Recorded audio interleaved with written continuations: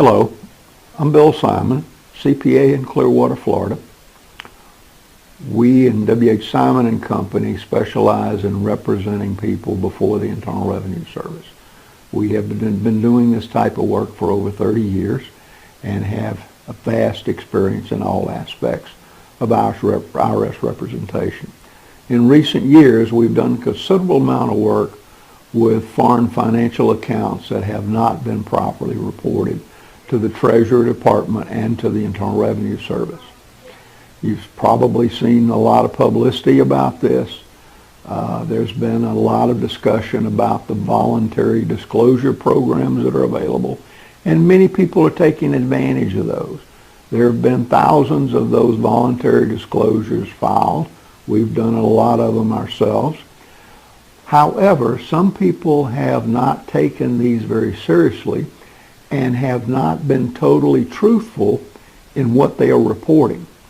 So what IRS is now doing is they're going back to a lot of those voluntary disclosures and they're reviewing them in depth to see if in fact all of the foreign financial accounts have been properly reported. And when you do the voluntary disclosure, you're signing this under the penalties of perjury that you realize the seriousness of accuracy reporting and that you have fully disclosed everything, i.e. the voluntary disclosure name that's put on it. So what IRS is doing now is they're in conjunction with the Department of Justice, they are bringing some criminal cases against people who have filed those documents, paid the tax, paid the penalties, and they're feeling very safe because they have a closing agreement from IRS. However, that closing agreement has a clause that says if you committed fraud, the closing agreement is null and void. That's really a synopsis of what it says, but you get the gist of it. So they are reopening these voluntary disclosures and proceeding on that basis. We're seeing more and more of that.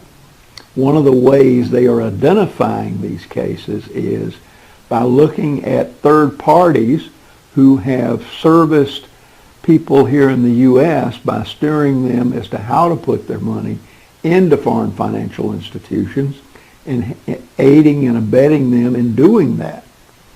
And they're going to those people and now securing their records via summonses and subpoenas to get testimony from them as to how it was disclosed.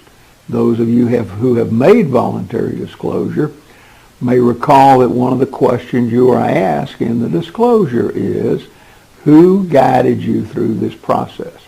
Who provided you with that assistance?